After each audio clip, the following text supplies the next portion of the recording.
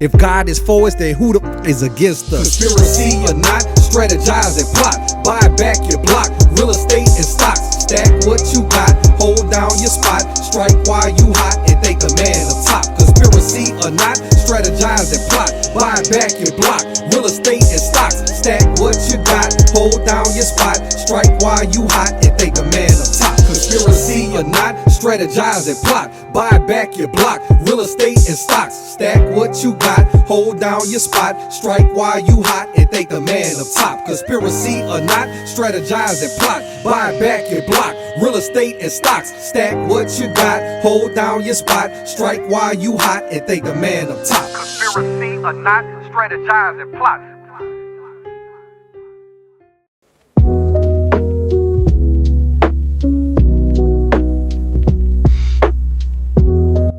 Welcome to the Wealth Mindset with J.D. Garnier. I hope you're having a productive week in your wealth creation journey. And listen, my goal for you is always simple. It's not just to build wealth. It's not just to accumulate wealth. It is to walk in wealth. Mentally, physically, spiritually, and financially. To take the things that God has already given you and use those to create a life of purpose. So that wealth is more than just what you acquire. Wealth is who you become. You are the wealth. It's not your investments. It's not your real estate. It's not your business. It's you. And before you have any of those things, you have a unique and specific set of talents, abilities, gifts, ideas, habits, disciplines, and inclinations that form the basis of everything that you do in this world. And once you tap into that, you start to accumulate wealth in your life. So again, you are the wealth. Listen, first things first. If you're not following me, please follow me on all social media platforms, Facebook, Instagram, TikTok, and YouTube at JD Garnier Sr. or Garnier JD. You can also purchase my new book, The Art of Diversity Selling, How to Transcend Societal Differences in Business. It's available on Amazon and my personal website, jdgarnier.com. This book is my professional journey in business, from how I went from no network, no clients, and no business to a wealth management practice over $200 million. And so if you are an entrepreneur, if you are on your professional journey, if you are trying to pursue success, this book will give you over 50 different ideas and strategies to take you on your way. Again, you are the wealth. Listen, I'm so excited for today's show because I have a special guest in mind. And, so many times you hear from me in my story and my guidance and my advice, but I want you to know that your wealth creation journey is more expansive than that. And so this guest is someone who is internationally known. He's performed all over the world. He has been on HBO, Showtime, BET, TV One, and all stations that you can think of. And I guarantee you that he has been in your city. I am so excited to introduce a personal friend of mine, but internationally known comedian, D-Lay. What's up, my brother? What's Thank up, you man? for having me, man.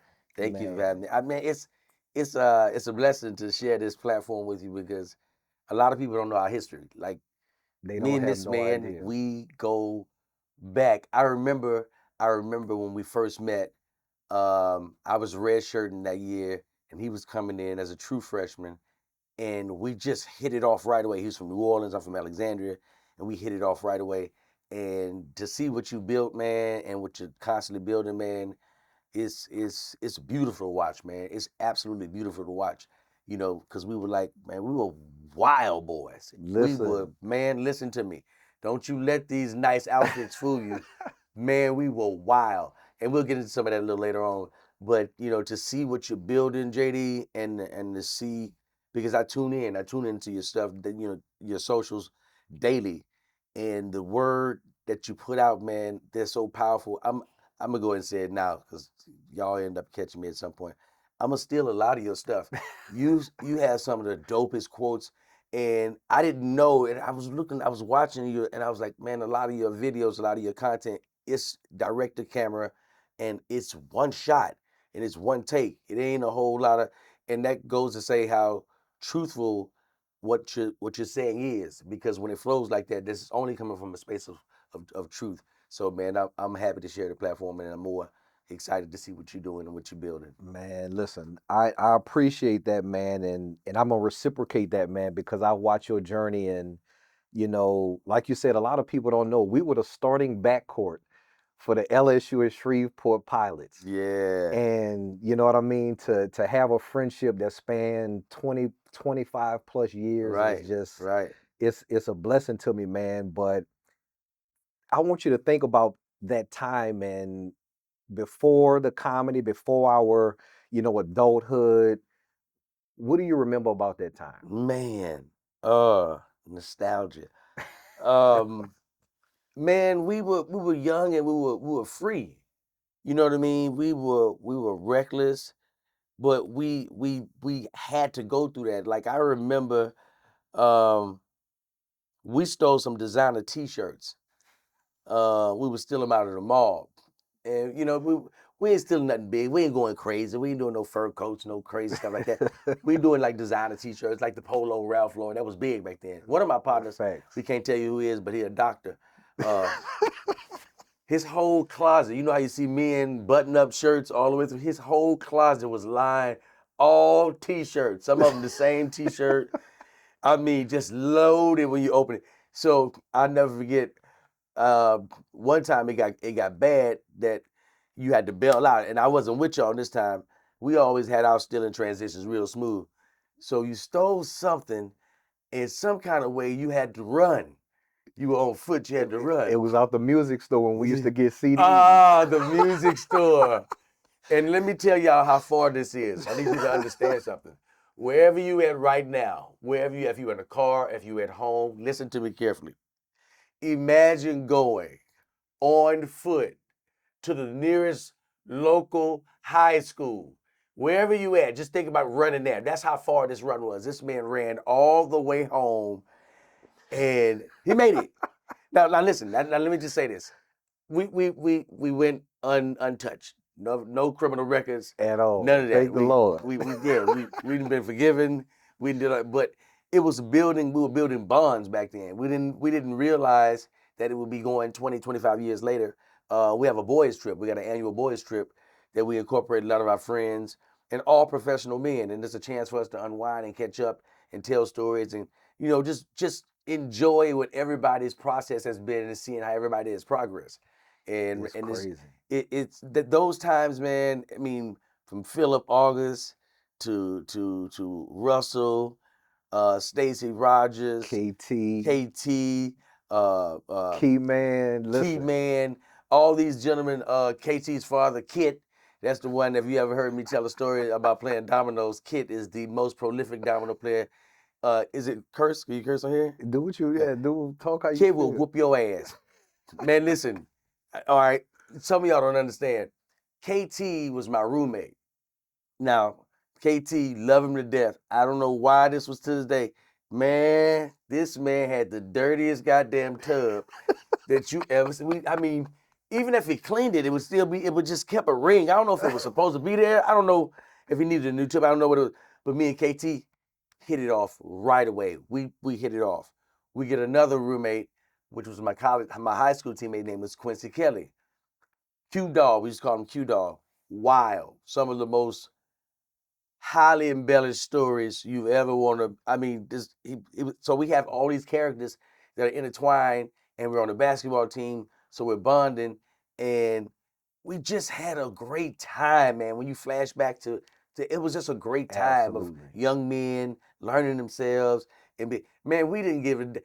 I ruined my credit over a T-shirt. I wanted it was a Discover card, man. I don't know why I wanted that black T-shirt. I wanted that Hey. black. Man, this girl's like, you can get a T-shirt. I was like, I can get a T-shirt? Yeah, fill out this application. That's it. Just fill it out. Yeah, and we're gonna send you a card.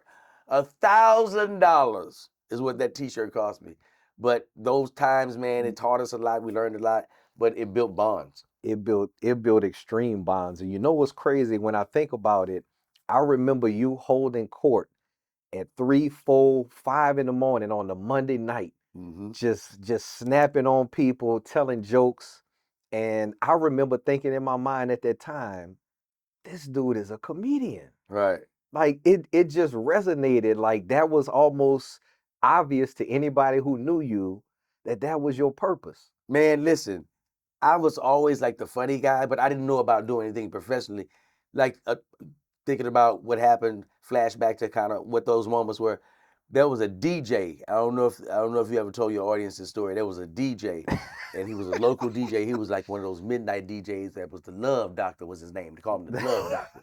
And I believe you may still have some of the footage. I still had a Man, tape. if you can play some of that footage for these people, edit some of it in. But now, the Love Doctor would come on and he would give love advice at night, and he would tell people what's best for their relationship, how they should move forward. Especially, it was mainly for people that were cheating.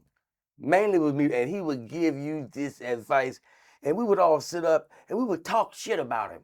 He'd be like, man, he think he know every goddamn thing. Man, I know, man. Man, one day somebody gonna tell his ass.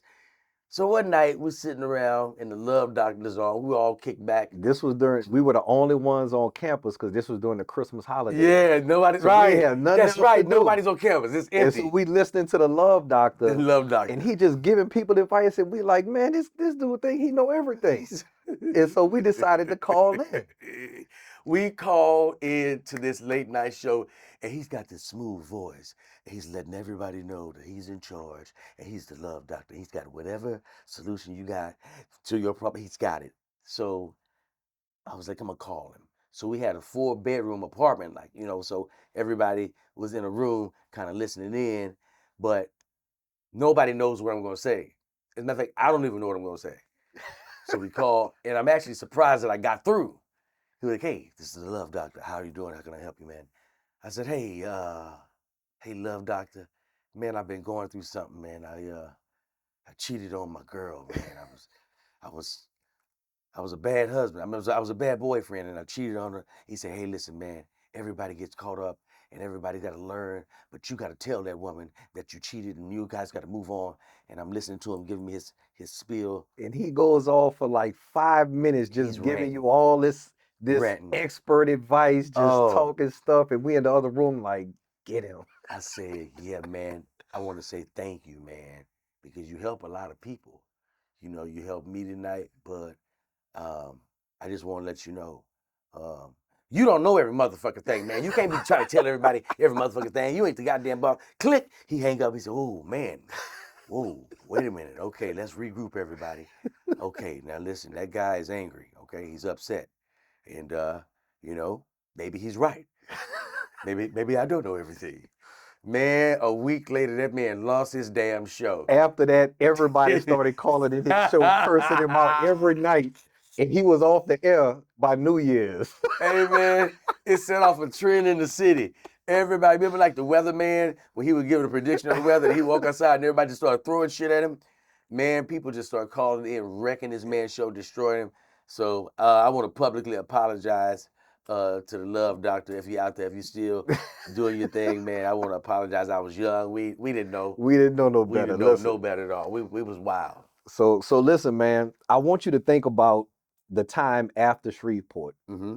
right? We all young men, we're trying to find our way, we're trying to build, but before you decided the path that you wanted to pursue, Mm-hmm. what was going on with you at the time? At this time, I'm going to join the military because I am still wanting to go to school, but I'm still being adventurous. I want to see what this military life is about. You know what I mean? Seems like it's going to give me some discipline, some structure.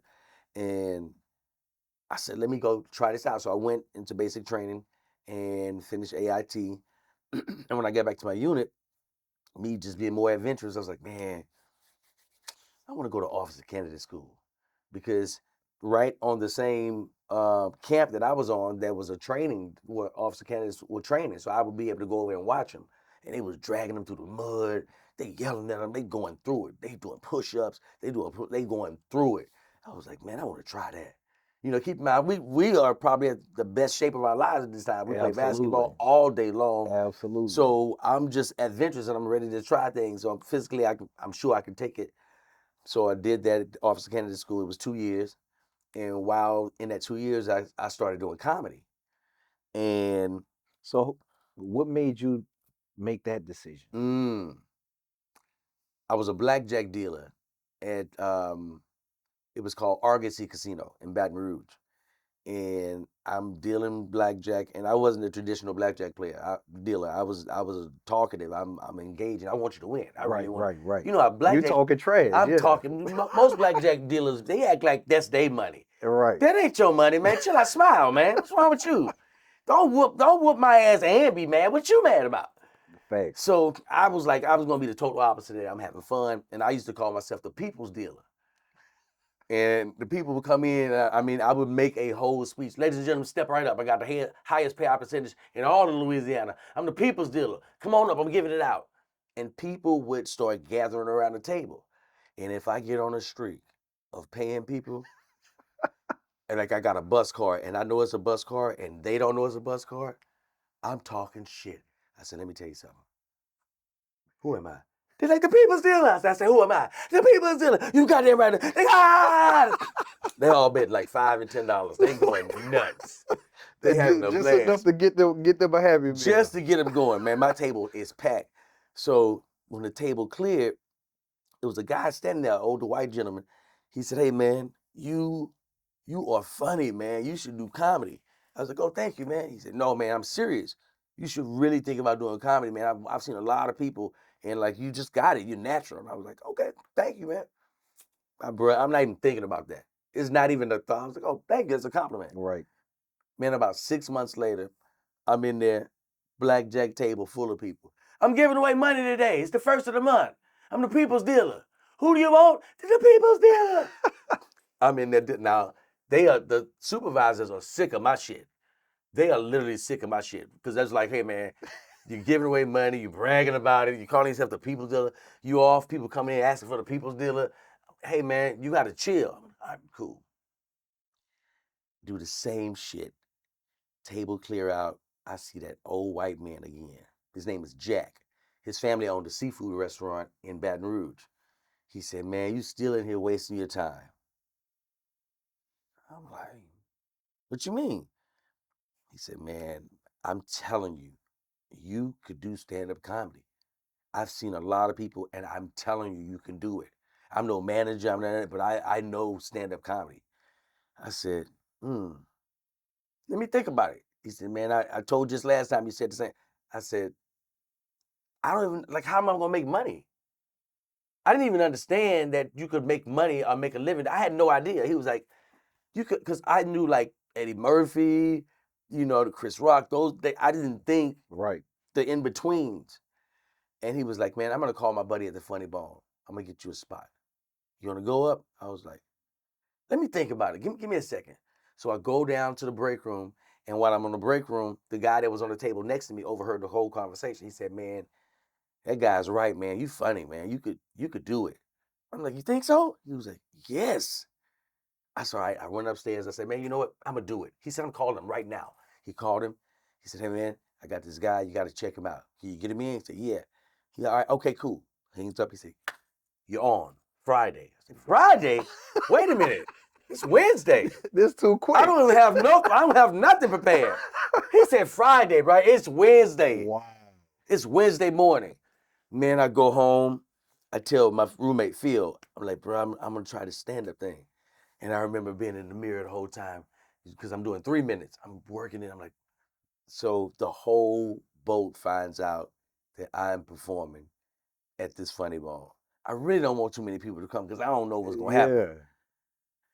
My girlfriend at the time, she's not old enough to get there. She's like 17. She can't get in. This thing is 18 and up. I told her, don't you come at all. I really don't want you to see this. I don't know what's gonna happen. Man, the word get around even more. We get to the show on Friday. It's sold out. My heart is jumping out my damn chest. I'm like, oh my goodness. And I'm just doing a 3-minute spot because they got a feature act, they got a headliner, but all these people are here to see me. Man, I'm in the green room and I'm listening to them talk these conversations. I'm just a young buck, and they were like, yeah, man, I played the gig in San Francisco last week. Great gig, man. Gotta try it out. And they look over at me and say, hey, how long you been doing this? I was like, oh, it's my first night. Oh, man. Man, they start going in the uproar. Man, my first night, man, I was throwing up, man. I couldn't even breathe. I'm like, man, that ain't encouraging. Right. Shit. The MC was the house MC, goes up. He says, coming to the stage, this gentleman is an absolute star. You're going to love him. He's got a bright future. I'm looking forward to seeing him. He's going to have something coming out on HBO. He's going to have something coming out on BET. I'm like, who are you talking about? Give it up for D-Lay. I'm like, this nigga was talking about me? I didn't even know I'm thinking he introduced somebody else. Right. I ain't got none of this. None of it. I go up and my heart is pounding. This audience is cheering. They want me to win. They were like, yeah. And I've been practicing in the mirror for 2 days. This gotta work. I said my first joke. Flatline. Nothing. Dead. Didn't chuckle. It was silent. And I got nervous. I said, oh my goodness. So I threw out the next joke. Flatline. Now I'm getting nervous. I'm like, oh my goodness. I threw out the next one. Nothing. I ain't got nothing. Now they giving me the red light. They just get your ass out of there. I'm like, oh my God, I can't leave now. Nobody's laughing. So I said something to the audience. I can't remember what it was. It could have been, hey man, that's a nice shirt. And they chuckle. I said, that's my time. I'm delayed. I'm out of here. Man, I walked out and I walked to that bar and I was like, I'm about to drink my night away. I sat at the bar and out of my periphery, I look up, I see my girlfriend. She's walking towards me. I snap. I'm like, what are you doing in here? Did you see that? She was like, yeah, I saw it. You did good. I was like, no, I didn't. Hey, you should leave. You should leave right now. You got to get up out of here. You can't be around this bar. You should get out of here. She was like, oh my God. So she leaves because I'm embarrassed. Yeah. I'm sitting at the bar, man. I'm sipping on a drink. I get a tap on my shoulder. Lady said, hey. I looked. She said, hey, I want to talk to you about doing another show. I'm a promoter in town. I want to get you on another show. I didn't even look back no more, Josh. I just took my drink. I said, did you see what happened in that lady? She said, yes, I saw it. And trust me, I see something in you. I said, ma'am, listen, I'm never doing comedy again. Please leave me alone. She said, okay. She leaves. Man, I go to work the next day, bruh. It's so embarrassing. All them people that was at that show are at that job that day. They don't even know what to say to me, They ain't got nothing to say. Bruh, I had people walking up to me like, hey, man, saw you last night. At least you got a job, bro. Right. They ain't got you the nothing people's for it. dealer. They got you the people's dealer. Bruh, I'm going to my table. I look up. I see that lady that was at the bar. Her name was Lacey. Lacey's at my job. She walks up to my table. She's like, hey, listen, I got to talk to you about this comedy show. I was like, ma'am, I told you last night I'm never doing comedy. I'm done. She said, listen, you have to just do this one show for me and I will never bother you again. I'm telling you, you got something. I'm like, what are they seeing? Right. Because I don't see it. And it's frustrating because why I can't, because I realized later on in life, sometimes you can't see your gifts. You're just a gifted one. Right. You don't know what other people around you notice it first. Right. And everybody, I don't know when I'm in college with you guys. Man, you funny. I don't know I just think everybody, has the ability to be witty. I don't know. I have no idea. She said, just do this one show for me and I won't bother you ever again. I said, all right, I'm gonna do this one show. Never again. She said, I will never bother you again. Just do this one show. When's the show? Friday. Friday! Man, I don't have no time to prepare. Listen. Man, come on, fam. Y'all got to give me some time. I ain't getting enough time. So I get to the venue, bro. It's packed. We're at the Lincoln Theater in Baton Rouge, Louisiana. It's packed. I'm like, oh, my heart is jumping out my chest. So I go to Lacey. She's like, you're going to do fine now. I said, I'm nervous. Listen, just let me go first. She said, wait, I'm just coming in the green room. I want to talk to everybody first because there's four other people on the show. It's 5 people. I said, listen, just let me go first. Just let me get my shit over with so I can get out of here. I got a whole new set. I ain't doing none of that old shit. I'm going to just do my shit and I'm going to get out of here. She said, all right, cool. All right, thank you guys for coming. We're going to go out. Everybody's going to do 5 minutes. And then at the end, we'll have the judges come up. I'm like, judges? This a competition? Oh my gosh, what are you doing? I can't compete. Listen, she done slipped. This woman has slipped me in there, man. I'm pissed. I'm going up first though. I go up first, and it's this local DJ named Sammy, Sammy the DJ. He's an old school cat, just old school. Wears his colorful shirts, be on the radio loud, just wild. Sammy the DJ, I believe his name was. So he's hosting. He goes up. He's the man. This next gentleman come to stage. Y'all gonna enjoy him. Give it up for delay. I go up. I do my first joke, and they laugh. I'm like, oh my God, what that feeling? I'm like, oh, it worked. I did my second joke. They laughed. I'm like, oh, I got one more joke. I just got to get this one off. But before I got the one off, I was like, man, something said, man, go play with the audience a little bit. Say something to them. Say something. Say something to the audience. A little improv. It worked. I'm like, oh. Did the final joke, and they laughed. I said, wow. I come delay. I walk off the stage. Sammy the DJ go back, man, wasn't he funny? Man, that nigga was funny, man. Give it up for him, man. That motherfucker, he was funny. All right, man, come to the stage, man. Give it up for you next act. Give it up for Nutcracker. Nutcracker go up next comedian. He comes and told Sammy, the DJ comes to the back and say, man, listen, you did all right, man. Man, I was back here laughing, man. They was laughing with you. I said, man, thank you, man. I was happy. Listen, I got to get out of here. Now you got to take over the rest of the show. I said, what? Now you a DJ. Wait a minute. What do you mean? He said, man, you got to host the rest of this shit. I got a gig, man. I ain't no goddamn comedian. I'm a DJ. I said, man, I don't know how to host. He said, shit, you gonna figure it out? And just walked out and left me. I was like, oh, shit. So I had to host the remainder of the show. But I ain't got no more material. I'm out. Wow. So I go back out, and they cheered. So I just played with the crowd, got a little. But that right there, for me, was the birth of me falling in love with this comedy. So that feeling that you got when you first realized that you could appeal to people, Mm-hmm. how was that? Did that transition or build confidence in you? It was everything. Listen to me. There's going to be periods in your life when you're trying to find yourself on a journey, and there'll be a moment. You don't know where it comes from. My moment was when I heard that laughter. I was like, oh, that's what that feels like.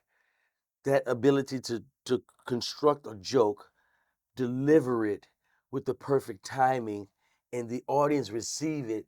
And my reward is this laughter. It was, this is what I want to do. That's amazing. Now I gotta learn how to do this consistently every time. It's like this with anything you do. That's a fact.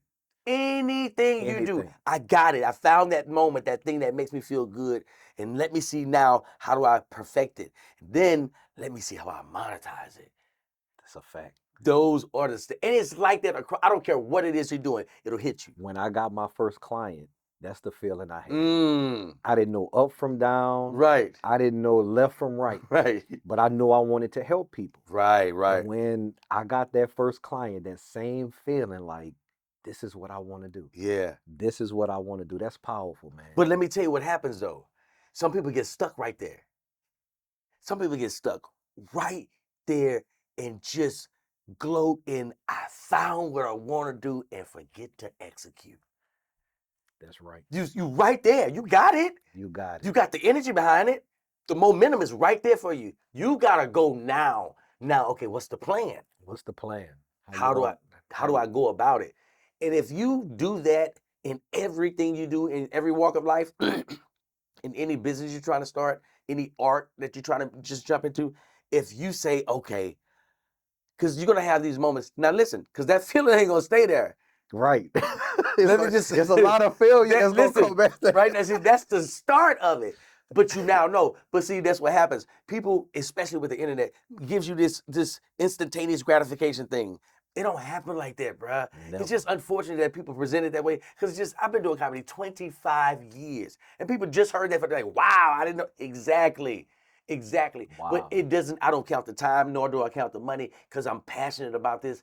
Because when that feeling that I first had, that laughter, I was like, oh, I got to figure out how to do this consistently. Then I got to learn how to do it this way. Then I want to be able to present it this. Now I'm finding myself that I'm honing my brand. Now I know what my comedy is. Now I just keep working it, because you never stop working it. Never. Because you want to keep getting better, you keep getting better. And now you come along, now, okay, now I know this shit costs. I can't do it. I ain't got to do it for free no more. Yep. 20,000 US dollars. Man, for real? How dare you ask me if I'm for real? We never question nobody else's prices. Never.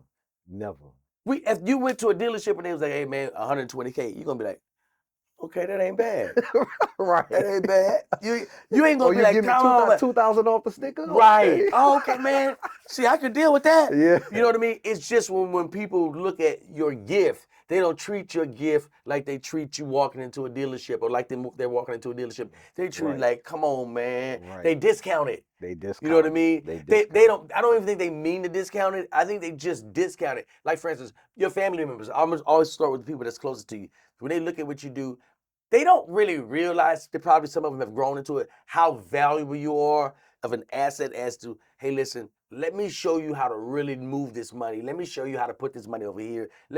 They don't really realize it takes other people to be like, hey man, JD been handling my money for the last 4 or 5 years, and then the family catch wind of it, and they be You're like, right, because oh, my man. family didn't work with me till after I had been doing what I did for almost 10 years. They have to see you add value to other people's life. Yes. And then they say, oh, that's not JD that I saw grew up. No. That's not D-Lay that I saw playing in the backyard. Yep. He's a man now. He's a found man. his gift. Yep. You know what I mean? Yep. So man, that's powerful, man. That is so powerful. I look at, like, when I watch your page, when I watch your channel, I'm always saying to myself, this is so powerful. Why aren't more eyeballs on it? And then I had to put myself in that situation when I was trying to get my stuff out there, and I knew I was dope, but why aren't there more eyeballs on me? Then I realized everything is timing. Because nobody's going to ever forget. The people that's rocking with you now, they ain't going nowhere. They're going to remember. In 10 years, they're going to be like, man, JD, man, I remember when you got your first client, man. I remember when you was telling us about that feeling. And it grows it. Because let me tell you what you can't cheat. Authenticity. I don't see nobody I see a lot of people that's in the financial space, in the financial lanes. But what you do, and not a knock on anybody else, is you're actually certified. You're certified to do this. So that comes along another stamp. So now when you talk, like, I've always listened to you, but now when you talk, it's like I'm getting something every time. And I want to encourage you to absolutely keep going, because this is the thing about the internet. Them videos from 3 or 4 years ago, they can go viral tomorrow. That's true. You just keep stacking the content. Just keep building the catalog. That's it. Don't even. I got to the point, and I want to tell these for all my social media influencers too. Stop looking at the numbers. Just put the content out there. Just keep putting the numbers gonna do what the numbers gonna do. Stop trying to control things you have no control over. Once you hit send, post, there's nothing you can do anymore. You've done everything you can do on that video. You try to go into the comments and explain. No, let it go and go on to your next piece of content. And go on to your next piece of content. And I watch you talk. A lot of people don't know this. In this space of film and internet, to be able to talk directly to the camera and to be able to drive home a point is such a huge skill set. You know what I mean? And not to say he don't mess up, but we all mess up. But most of his content is straight, no edits. It's there, which means he's speaking from a truthful space. I'm able to articulate this because I'm standing on this. This ain't no gimmick. I ain't trying to bait you in. I ain't trying to sell you nothing. Hey man, what I do works. Facts. And they gonna catch on. They will, and we'll look back and be like, man, remember that video? Man, that video had 500 views. Man, it can just keep, because you gotta, and don't ever be afraid to repurpose your content. Everybody ain't heard it. Everybody ain't heard it. That's real. It's 255 million people on the book. Man, you better send it. Everybody's seen it already. No. Frankie Beverly and Maze played the same song for 40 years, man. And it was a hit every time you heard it. Every time they did it. Nobody be like, another Frankie. Nobody ever said that. Ever. They just let, so be the same way with your content. And I absolutely love your channel, bro. And I wonder to myself, how many other people think they gonna steal off your stuff? Because I'm like, he's my friend. I could call him. I've told him off camera, man. When I do some certain interviews, bro, I'm lifting a couple of these clips off. You got too many damn. So I'm like, if I'm thinking that, them other dudes gotta be y'all stealing some shit too. I done caught a few taking it. You caught some. Oh, I hear it. Oh, I hear it. I just don't say It's nothing. too good, man. It's good, and they don't think you know. Yeah, That's the beauty of it. They like, yeah, he ain't because gonna they know got this. bigger platforms. He ain't gonna know. I He peeped just it. over in the comments like, I see. That sound real familiar, Thanks. Playboy. But it's a testament to your gift and what you do. I But they appreciate can't. that. It comes out of you so naturally. They can't steal all of you. Well, you know what I think, and this is based on your experience and mine, right? When you are living in your purpose, it is authentic. Mhm. And you said that earlier, authenticity. And a lot of times people are just trying to go viral and they're using somebody else's gift. They're trying to drive in somebody else's lane. And if you do what's natural to you, Mhm. like if I ask you about physics, you a comedian, you talk in front of crowds every day. If I start asking you about physics, you're gonna be mumbling and fumbling. Man, where we going with this? But Right. if I ask you about what you do, Mm-hmm. it's just gonna roll off your tongue. Right. You know what I mean? And so, you know, the advice you're saying, I think, is for anybody that's watching, right? When you are authentic to who you are, it's gonna come naturally. Yep. And it's the timing, right? People may not see it in the beginning, Mm-hmm. but you have to be consistent. Yep. I say that all the time, right? Consistency and commitment. That's the only thing that is going to surpass anything that anybody does, right? We all had a potential to be great, but if you just start out as a seed and you don't consistently water it, nobody's ever going to see it. Right. You know what I mean? So listen, man, I want to transition real quick Mm-hmm. and ask you about the business of comedy, because we hear all the time, right? The music business is cutthroat. The professional sports business is cutthroat. Mm-hmm. How is the business of comedy?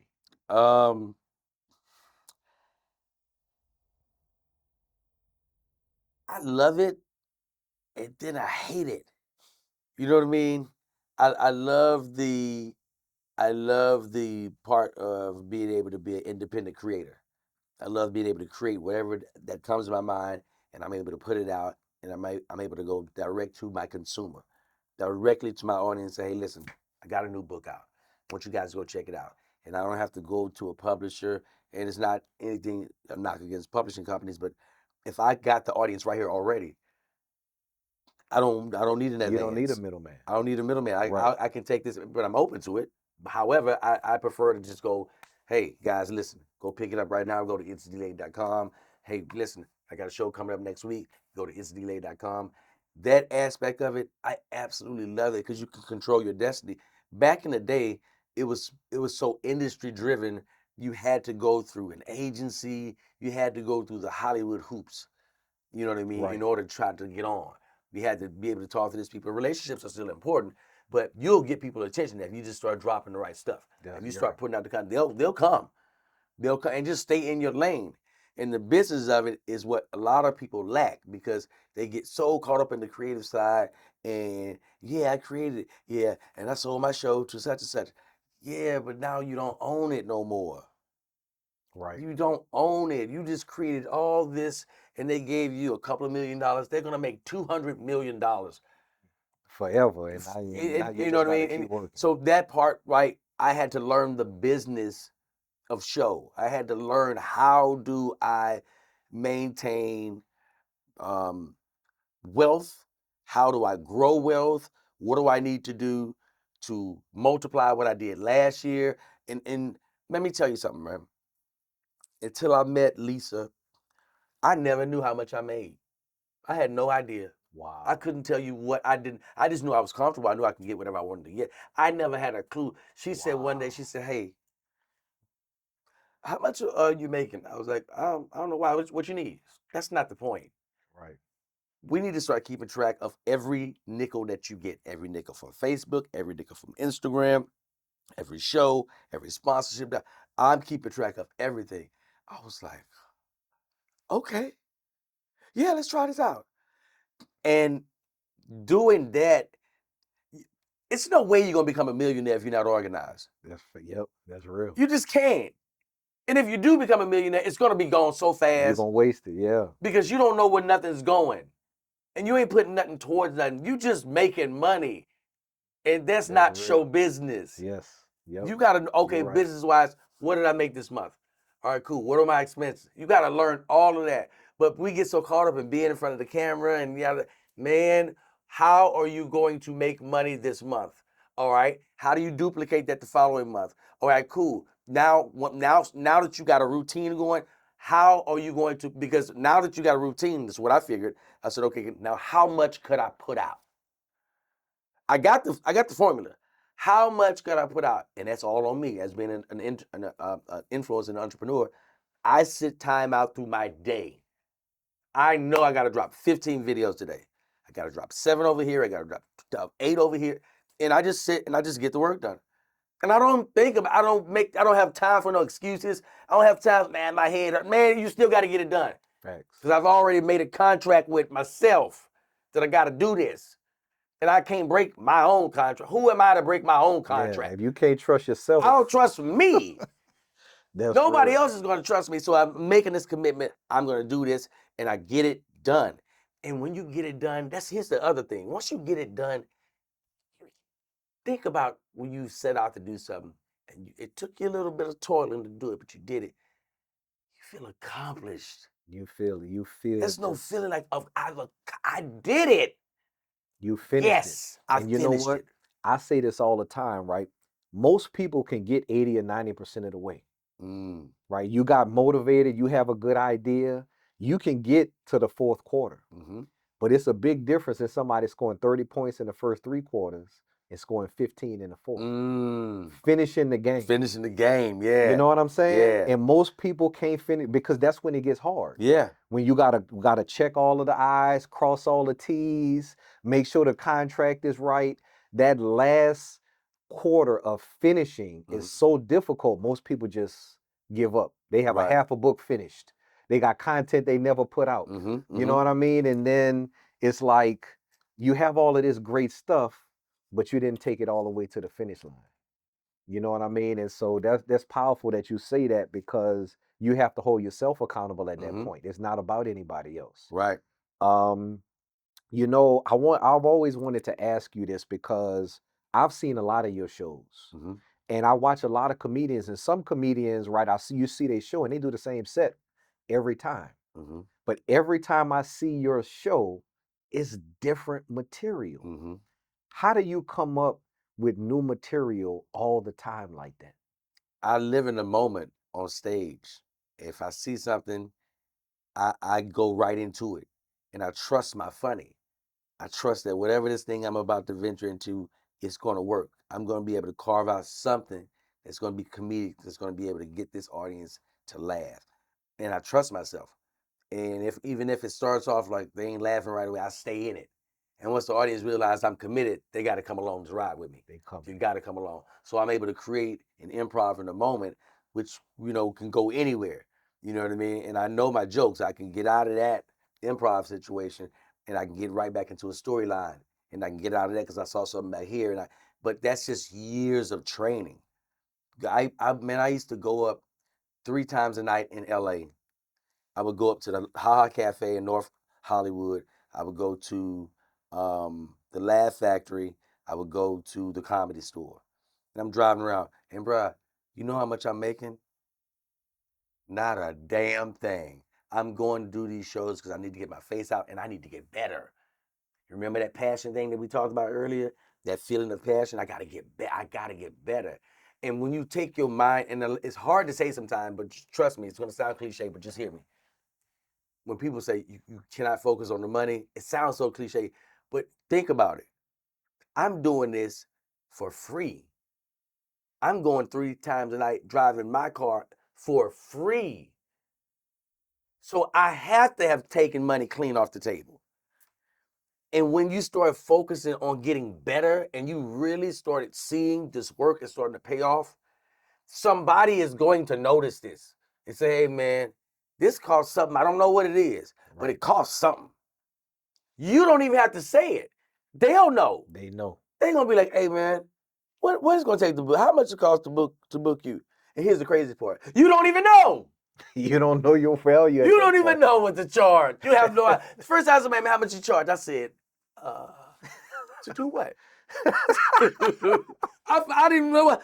I didn't even know what to charge. I said 50, 200, 52. They was like, how much? I was like, oh, $75. I knew I had underbid myself. He said 75. I was like, oh shit.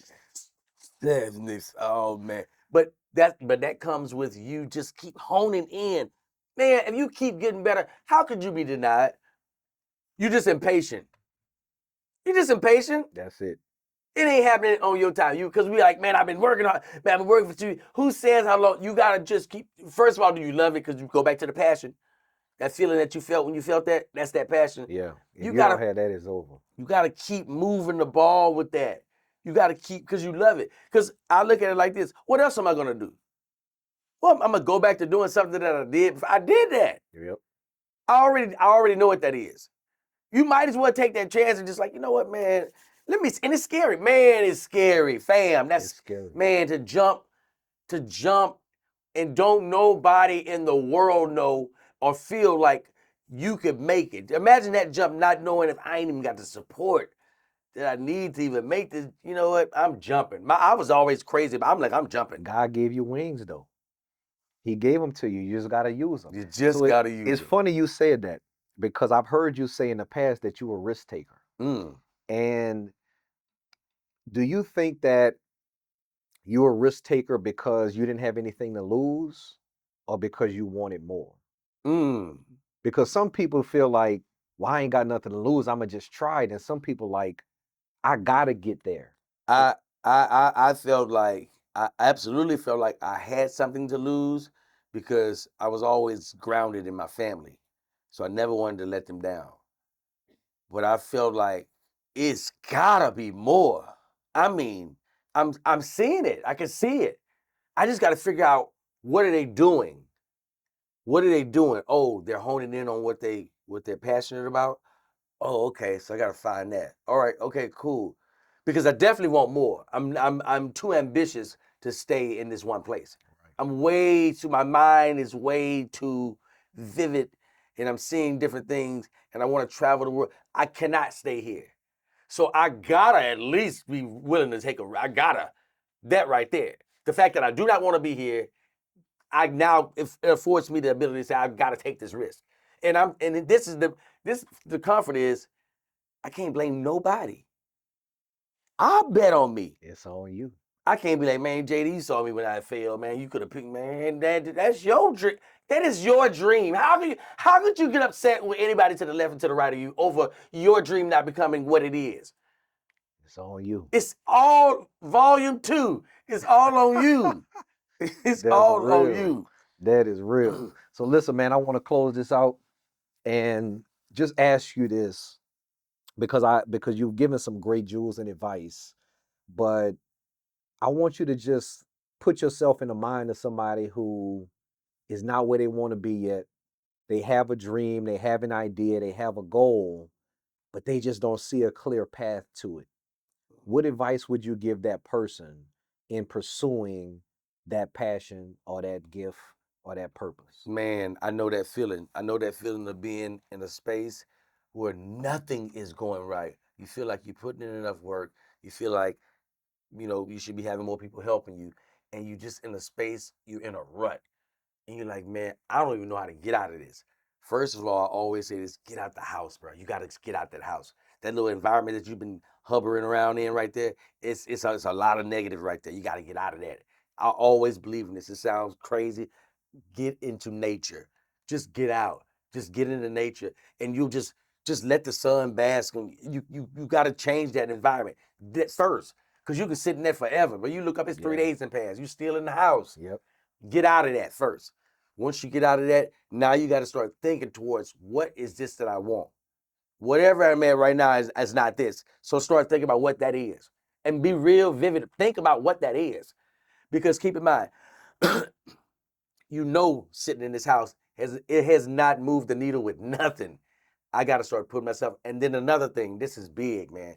Get around some people that got the energy that you aspire to have, and they can say, "Hey, man, what are you trying to do? How can I help you?" And get in around those safe people. Get around those safe people where you can at least you can open up a little bit, because you can't do it by yourself. You've Can't already do it. proven it. You've already proven you can. You got to get out. You got to start doing it. And once you start the nature, I'm starting to open up to different people. I'm starting to feel like, okay, she's giving me some good feedback. See how the ball starts to roll? It's not gonna roll until you get out of there. You gotta get, and then change that mindset. You gotta change that mindset. Because a lot of times, man, we live in our head and we live in the past in our head. And then sometimes we live in the future and we shouldn't even be there right now. Right. We Right. shouldn't even be there. And it's creating anxiety because it's like, oh, it's gonna be like that when I get there. You're not even there. You worried too much about what you You're can't worried about control. too much, man. So I would say to anybody that's in that position, put yourself in a better position. You get out of there. Put yourself in a better position. Surround yourself with uplifters. Surround yourself with people that can speak some life into you. That changes everything. Sometimes you don't even know. You just sitting back. You blocking off certain things and you catching certain words that people are saying to you, and then bam, that one thing hits you like, oh, that's what I needed to hear. Go. Now okay, at least I can now take some steps forward. I ain't just walking in place. Something can happen now. Thank you for Facts. speaking that word on me. Facts. Listen, y'all heard it here first, man. Environment, energy, and empowerment. Listen, this is the wealth mindset. You heard it from one of the most recognized voices on social media and in the comedy game. He's telling you how to start, and it's all about the wealth mindset. The wealth mindset consists of three things. It consists of sacrifice, risk, and patience. You have to be willing to give something up. You have to be willing to take a risk, and you got to be willing to wait for something. He just laid it out for you, man. D-Lay, I'm so appreciative of you, my brother. Thank you, brother. Man, I love you, I man. love you Much too, man. success. Yes, sir. As I always say, man, we're going to see each other at the top, man. Absolutely. And we're going to do this again, too. No In doubt the about words it. of Vernon Hill, we're going to do this again. We're going to do this again, bro. Did you miss me? Thank you, guys. I appreciate it. Check me out, YouTube, Facebook, TikTok, Instagram, JD Garnier, The Wealth Mindset. Peace and blessings. Bam.